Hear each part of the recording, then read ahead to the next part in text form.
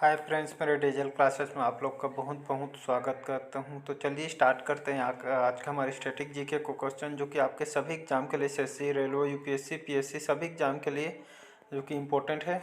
तो हमारा 145 क्वेश्चन। तो हमारा पहला क्वेश्चन है, पुर्तगाली व्यापारी गोवा की भूमि पर पहली बार किस नदी में आए थे? तो आपके जो पूछा गया है, पुर्तगाली जो आपके व्यापारी थे गोवा की भूमि पर पहली बार कौन से सन में आया था? तो आपके 14वीं, 15वीं, 16वीं या 17वां? तो इसका सही ऑप्शन हो जाएगा 16वीं सदी में, जो कि वो पुर्तगाली व्यापारी जो कि भारत में भारत के आपके यहाँ पे गोवा का जो कि भूमि पर पहली जो कि 16वीं सदी में इन लोग आए थे व्यापार करने के लिए। तो इसका सही ऑप्शन सही हो जाएगा। अगला क्वेश्चन देखते हैं, फ्रांसीसी खोजकर्ता वास्को डी गामा पहली बार समुद्र के रास्ते भारत में कहाँ उतरा था?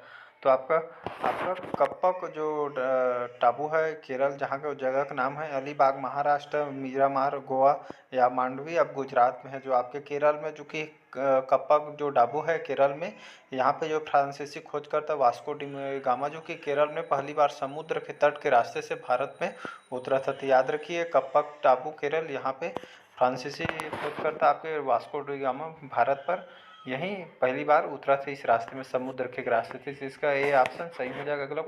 अगला क्वेश्चन देखते हैं, यूरोपीय व्यापारी 1498 ईस्वी में पुर्तगाली अन्वेषक जो वास्को डी गामा के आगमन के साथ पहले भारतीय तटों पर किस शहर के नज़दीक पहुंचे थे? तो कोचीन, कलकत्ता, चेन्नई, कालीकट? सही ऑप्शन हो जाएगा कालीकट। याद रखिए, जो यूरोपीय व्यापारी थे, यूरोप से आए थे इन लोग 1498 ईस्वी में, पुर्तगाली अन्वेषक आपके वास्को डी गामा के आगमन के साथ पहली बार भारतीय तटों पर आपके कालीकट के शहर में नज़दीक पहुंचे थे इन लोग। जो यूरोपीय व्यापारी थे 1498 ईस्वी, याद रखिएगा। तो इसका डी ऑप्शन सही हो जाएगा। अगला क्वेश्चन देखते हैं, महाराणा प्रताप के घोड़े का नाम क्या था? तो मोस्ट इंपोर्टेंट क्वेश्चन है, सीजीएल क्वेश्चन पूछा गया है। तो महाराणा प्रताप के घोड़े का नाम था आपका बुलबुल, चेतक, हयग्रीव या बादल? तो महाराणा प्रताप सिंह जी के जो राजा थे, महाराजा प्रताप के जो घोड़े का नाम रखा था चेतक। याद रखिएगा, आपके सीजीएल में इसको पूछा गया क्वेश्चन है, तो उसका चेतक नाम रखा गया। अगला क्वेश्चन देखते हैं, यहाँ पे मोस्ट इंपोर्टेंट क्वेश्चन यूपीएससी में क्वेश्चन पूछा गया है, पानीपत के तीसरे युद्ध में अहमद शाह अब्दाली किसने युद्ध किया था? तो मुगल, लोधी, मराठा, खिलजी? तो पानीपत के तीसरे युद्ध में अहमद शाह अब्दाली है किसने युद्ध किया था? तो आपके मराठाओं ने किया था। तो इसका थर्ड ऑप्शन सही हो जाएगा। याद रखिए, पानीपत के तीसरे युद्ध में अहमद शाह अब्दाली से मराठों ने जो कि यहाँ पे युद्ध किया था। तो इसका थर्ड ऑप्शन सही हो जाएगा, सी ऑप्शन। अगला क्वेश्चन देखते हैं, निम्न की संधि के परिणाम स्वरूप तृतीय आंग्ल मैसूर युद्ध समाप्त हो गया था? तो आपके श्रीरंगपट्टनम की संधि से, पुरंदर की संधि से, इलाहाबाद की संधि से, सालबाई की संधि? तो इसका सही ऑप्शन हो जाएगा श्रीरंगपट्टनम की संधि। इसके संधि से परिणाम स्वरूप तृतीय आंग्ल मैसूर युद्ध समाप्त हो गए थे। याद रखिएगा, श्रीरंगपट्टनम की संधि से जो कि इसके अनुसार आपके तृतीय आंग्ल मैसूर युद्ध समाप्त हुआ था इस संधि के कारण। तो इसका ये ऑप्शन सही हो जाएगा। अगला क्वेश्चन देखते हैं, खालिस्तान भारत की स्वतंत्रता से पहले बड़ा साम्राज्य राज्य था? तो त्रावणकोर, मैसूर, हैदराबाद, ग्वालियर? तो हैदराबाद भारत की स्वतंत्रता से पहले सबसे बड़ा सामंती राज्य था। याद रखिए, हैदराबाद जो स्वतंत्रता का पहले सबसे बड़ा सामंती राज्य था। तो इसका सी ऑप्शन सही हो जाएगा। अगला क्वेश्चन देखते हैं, ब्रिटिश द्वारा प्लासी युद्ध किसके नेतृत्व में लड़ा गया था? तो Robert Clive, Lord Dalhousie, Warren Hasting या जेम्स हॉटली? तो इसका सही ऑप्शन हो जाएगा रॉबर्ट क्लाइव। इस ब्रिटिश थे रॉबर्ट क्लाइव, इसके द्वारा प्लासी युद्ध के नेतृत्व लड़ा गया था। इसके द्वारा रॉबर्ट क्लाइव के द्वारा ब्रिटिश द्वारा यहाँ पे प्लासी युद्ध इनके नेतृत्व में लड़ा गया था। याद रखिएगा रॉबर्ट क्लाइव को। तो इसका ये ऑप्शन सही हो जाएगा। अगला क्वेश्चन देखते हैं, खालिस्तान भारत के सबसे बड़े महलों में से एक, जिसे अम्बा विलास के रूप में जाना जाता है और यह वाडियार महाराजा का निवास भी था? तो मैसूर, लेह महल, आपके मत्तनचेरी महल या हम्पी? तो इसका सही ऑप्शन हो जाएगा मैसूर, जो भारत के जो कि सबसे बड़े महलों में से एक था मैसूर, जिसे अम्बा विलास के रूप में इसको जाना जाता था, और साथ ही यह वाडियार महाराजा का निवास स्थान भी था। तो मैसूर याद रखिएगा, क्योंकि भारत के सबसे बड़े महलों में से एक था मैसूर। तो इसका ए ऑप्शन सही हो जाएगा। अगला क्वेश्चन देखते हैं, टीपू सुल्तान मस्जिद कहाँ पर स्थित है? तो मैसूर, बेंगलुरु, कोलकाता या दिल्ली में? तो इसका सही ऑप्शन हो जाएगा कोलकाता। तो टीपू सुल्तान मस्जिद कहाँ पे स्थित है? तो आपके कोलकाता में। याद रखिएगा, टीपू सुल्तान मस्जिद आपके कोलकाता, पश्चिम बंगाल में स्थित है। तो इसका सी ऑप्शन सही हो जाएगा। अगला क्वेश्चन हमारा, प्लासी की लड़ाई किस नदी के तट पर हुई थी? तो भद्रा, भागीरथी नदी, बियास या ब्रह्मपुत्र? तो इसका इसका बी ऑप्शन सही हो जाएगा। प्लासी की लड़ाई किस नदी के तट पर हुई थी? तो भागीरथी जो नदी थी इसके बीच आपके प्लासी की लड़ाई इस नदी के तट पर हुई थी, भागीरथी। याद रखिएगा इस नदी के किनारे जो कि प्लासी के जो युद्ध है इस नदी के तट पर हुई थी। अगला क्वेश्चन देखते हैं, स्वतंत्रता प्राप्ति से पूर्व भारत का सर्वप्रथम जूट मिल कहाँ स्थापित किया गया था? तो गुजरात, बंगाल, उड़ीसा, महाराष्ट्र आएगा। इसका सही ऑप्शन हो जाएगा बंगाल। याद रखिएगा स्वतंत्रता प्राप्ति के बाद पूर्व उसके पहले तो भारत का जो सर्वप्रथम जूट मिल कहाँ स्थापित किया गया था? तो बंगाल में किया गया था। याद रखिए बंगाल आपके में इसमें जो कि जूट मिल स्थापित किया था भारत में। अगला क्वेश्चन देखते हैं, भारत में पहली जो यात्री रेलगाड़ी निम्नलिखित किस राज्य में शुरू की गई थी? तो महाराष्ट्र, तमिलनाडु, उत्तर प्रदेश, पश्चिम बंगाल। तो भारत में पहली यात्री जो रेलगाड़ी किस राज्य में शुरू की गई थी? तो महाराष्ट्र में शुरू की गई थी। याद रखिएगा इसका ए ऑप्शन सही हो जाएगा।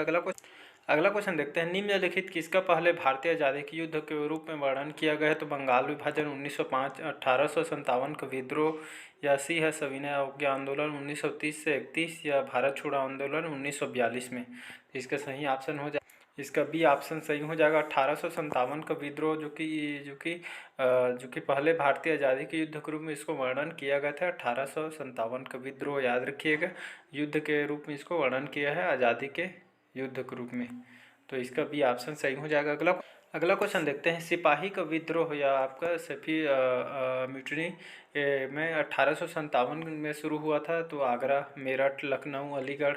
तो इसका बी ऑप्शन सही हो जाएगा मेरठ। तो सिपाही का विद्रोह मेरठ में 1857 में शुरू हुआ था। तो याद रखिएगा सिपाही विद्रोह मेरठ में 1857 ईस्वी में स्टार्ट किया गया था। तो इसका बी ऑप्शन सही हो जाएगा। अगला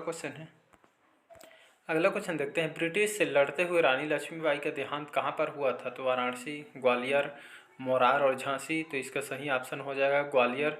तो ब्रिटिश से लड़ते हुए रानी जो महारानी लक्ष्मीबाई ही इनका देहांत हो गया था ग्वालियर में।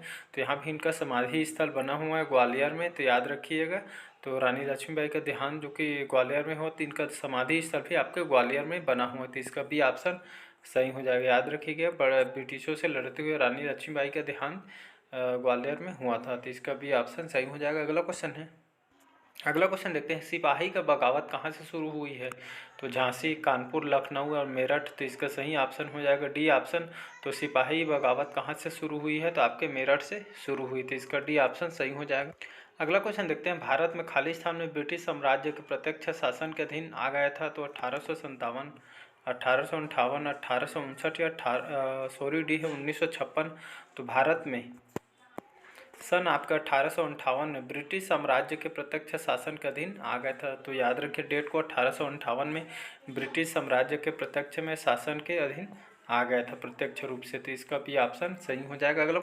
अगला क्वेश्चन देखते हैं, इनमें से किस स्वतंत्रता सेनानी का मूल नाम मणिकर्णिका था? तो मैडम कामा का, किट्टर चेन्नम्मा का, सरायू नायडू या रानी लक्ष्मीबाई का?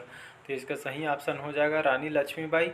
इनका जो कि नाम था आपके मणिकर्णिका, इनको कहा जाता था। स्वतंत्रता सेनानी का मूल नाम उनका मणिकर्णिका के नाम से इनको जाना जाता था, जो कि महारानी लक्ष्मीबाई को। तो इसका डी ऑप्शन सही हो जाएगा। CHS से आया हुआ क्वेश्चन है। अगला क्वेश्चन देखते हैं, बेलूर मठ कहाँ पर स्थित है? तो पश्चिम बंगाल, महाराष्ट्र, उत्तर प्रदेश, तमिलनाडु। तो बेलूर मठ कहाँ स्थित है? तो आपके पश्चिम बंगाल में स्थित है। याद रखिएगा इसका ये ऑप्शन सही हो जाएगा। अगला क्वेश्चन देखते हैं, बाल गंगाधर तिलक ने सर रतन जी टाटा के साथ मिलकर 1905 में स्वदेशी वस्तु की दुकान खोली थी। उस दुकान का नाम क्या था?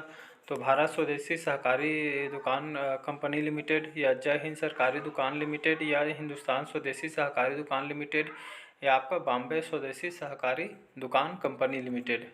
तो इसका सही ऑप्शन हो जाएगा बॉम्बे स्वदेशी सहकारी दुकान कंपनी लिमिटेड। तो इस दुकान का नाम रखा गया था बाल गंगाधर तिलक ने सन आपके रतन जी टाटा के साथ मिलकर साल 1905 में स्वदेशी पूरी तरीके से देसी वस्तुओं की दुकान खोली थी। उस दुकान का नाम रखा था बॉम्बे स्वदेशी सहकारी दुकान कंपनी लिमिटेड। इसका डी ऑप्शन सही हो जाएगा। अगला क्वेश्चन देखते हैं, मोस्ट इंपॉर्टेंट क्वेश्चन आपके प्रीवियस ईयर में, इसको कई बार एग्जाम में अलग अलग एग्जाम में इसको रिपीट किया जाता है। रामकृष्ण मिशन के द्वारा गठित किया गया था स्वामी विवेकानंद, रामकृष्ण परमहंस, स्वामी दयानंद सरस्वती या डी है राजा राम मोहन राय। तो इसका सही ऑप्शन हो जाएगा स्वामी विवेकानंद। तो रामकृष्ण मिशन किसके द्वारा गठित किया गया था, तो अभी स्वामी विवेकानंद द्वारा गठित किया था रामकृष्ण मिशन का था। कई बार इसको एसएससी के एग्जाम में इसको रिपीट करता है, तो याद रखिएगा रामकृष्ण मिशन किसके द्वारा गठन किया गया था, तो स्वामी विवेकानंद द्वारा गठन किया गया था। इसका ए ऑप्शन सही हो जाएगा। अगला क्वेश्चन देखते हैं, निम्नलिखित किसने हिंदू धर्म के कई अनुष्ठानों के खिलाफ प्रचार किया था, जैसे कि मूर्ति पूजा, जन्म से जाति, पशु बलि और वेदों को पढ़ने के लिए महिलाओं पर प्रतिबंध। तो साहू छत्रपति द्वारा, स्वामी दयानंद सरस्वती द्वारा या राजा राम मोहन राय द्वारा या ज्योतिबा फुले द्वारा। तो इसका सही ऑप्शन हो जाएगा स्वामी दयानंद सरस्वती द्वारा महिलाओं पर प्रतिबंध लगाया गया था। तो याद रखिए, जो कि हिंदू धर्म में कई अनुष्ठानों के खिलाफ प्रचार किया था, जैसे कि मूर्ति पूजा, जन्म से जाति, पशु बलि और वेदों को पढ़ने के लिए महिलाओं पर प्रतिबंध लगाया गया था स्वामी दयानंद सरस्वती के द्वारा। तो इसका बी ऑप्शन सही हो जाएगा। अगला क्वेश्चन देखते हैं, आधुनिक भारतीय नव जागृति का जनक किसे माना जाए, तो महात्मा गांधी, सरदार वल्लभ भाई पटेल, विनोबा भावे या डी है राजा राम मोहन राय। तो इसका सही ऑप्शन हो जाएगा डी ऑप्शन, इसका सही आंसर हो जाएगा राजा राम मोहन राय, जो कि आधुनिक भारतीय नव जागृति के जनक इनको माना जाता है। मॉडर्न इंडिया आपके रिसेंस से आपके राजा राम मोहन राय को माना जाता है। इसका डी ऑप्शन सही हो जाएगा। अगला क्वेश्चन देखते हैं, 1893 में विश्व की धर्म संघीय संसद भारत का प्रतिनिधित्व किसने किया था, तो स्वामी विवेकानंद, लेखराज खूबचंद कृपलानी, भक्त विनोद ठाकुर या उपासनी महाराज। तो इसका सही ऑप्शन हो जाएगा स्वामी विवेकानंद। तो 1893 विश्व की धर्म संघीय संसद में भारत का प्रतिनिधित्व स्वामी विवेकानंद जी ने किया था। तो इसका ए ऑप्शन सही हो जाएगा। याद रखिए, धर्म संघीय संसद में भारत का प्रतिनिधित्व स्वामी विवेकानंद ने 1893 में की गई थी। तो इसका ए ऑप्शन सही हो जाएगा। तो आज का क्वेश्चन कैसे लगा कमेंट करके ज़रूर बताइएगा। अगर चैनल अच्छा लगे चैनल को सब्सक्राइब करके रख लीजिएगा, ताकि आप तक नोटिफिकेशन पहुंच जाए। और बैक टू बैक बहुत सारे एग्जाम आने वाले हैं, इसलिए जो कि स्टैटिक जी क्वेश्चन जो कि सभी एग्जाम में इंपॉर्टेंट है, जितना भी क्वेश्चन कराया जा रहा है सभी आपके प्रीवियस ईयर में आए हुए क्वेश्चन है, इंपॉर्टेंट क्वेश्चन है। तो चलिए बस आज के लिए इतना ही। अच्छा लगे चैनल को लाइक, सब्सक्राइब और शेयर कीजिए ज़रूरतमंदों तक, ताकि उन लोग भी इसका लाभ उठा पाएँ। तो चलिए बस आज के लिए इतना ही। Thank you.